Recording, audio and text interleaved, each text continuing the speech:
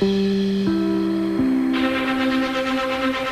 is an NBC News special report.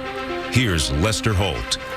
Good day. We're coming on the air with breaking news. Republican Congressman Kevin McCarthy appears to have failed to come up with the votes he needed to become the next Speaker of the House on the first ballot in the new Congress, which kicks off today.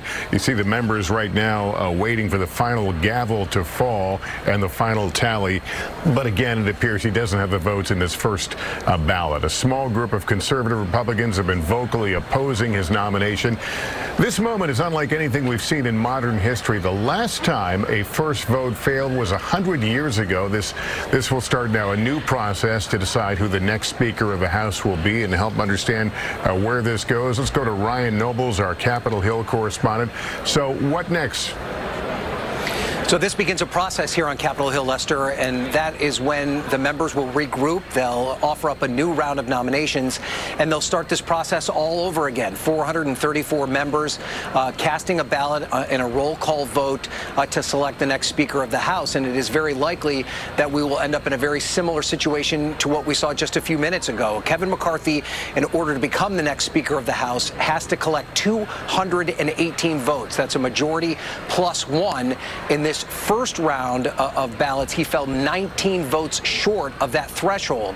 So that means in this first round of ballots, Hakeem Jeffries, the Democrat from Brooklyn, who the Democrats put up as their candidate for Speaker of the House, actually had more votes than McCarthy, but not the majority necessary to lock up the speakership. So right now, you can see McCarthy and his allies retreating to some of the cloakrooms off of the House floor to begin the process of continuing to horse trade to try and figure out exactly how they can bring that number from 19 down to below 5. They can only afford to lose 4 votes in order for McCarthy to retain the speakership. So he has a long way to go to get to that point. Now, McCarthy has been pretty insistent that he is willing to go as long as it takes, as many votes as it takes until he is elected Speaker, and that he has no plans to back down.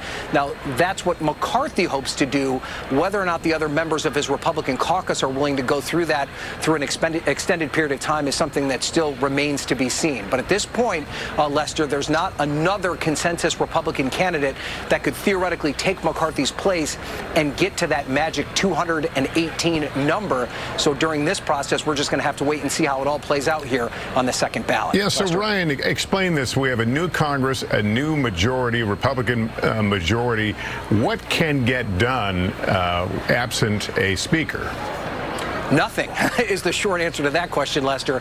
The Congress cannot formally gavel in as the next round of Congress without a Speaker of the House. It is the first order of business, and until they finish that up, until they elect a Speaker, they cannot begin to organize committees. They cannot begin the process of appointing committee chairs. They cannot vote into a reality, a rules package which would govern the way the House of Representatives operates for the next 2 years. So they're basically at a standstill here. You know, this is not something that we're accustomed to in American politics. You've already pointed out that it's been more than 100 years since we've had a situation like this. But in other forms of government around the country, parliamentary forms of government, this sometimes is something that happens, but it's not something that happens here in the United States. All right, Ryan, we'll ask you to stand by. Also with us, NBC News political director and moderator of Meet the Press, Chuck Todd. Chuck, walk it through folks who may look at this and see it as inside baseball here. What's the significance of this moment? Well, it means that Kevin McCarthy still has a base problem. We talk about it in politics all the time. You're in a primary situation if the base isn't with you. And the hardest core, far right wing of the House Republican Conference is not with McCarthy. They've never been with McCarthy. In many ways, they're the wing of the party that many establishment Republicans blame for helping to nominate some of the unelectable candidates that got nominated in 2022 and cost Republicans a chance of controlling the Senate, cost Republicans a chance at having a much bigger House majority here. So, look, I think 19 votes is much more than I thought he was going to lose.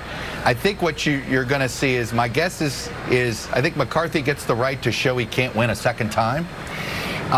Do the no votes grow? or do they shrink? And I think that will tell you how long Kevin McCarthy is sort of the main nominee.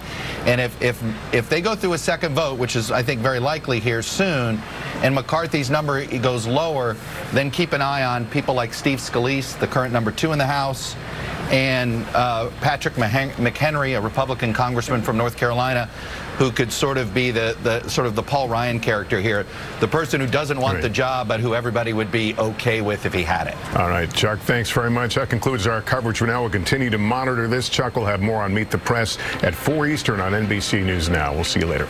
Diabetes?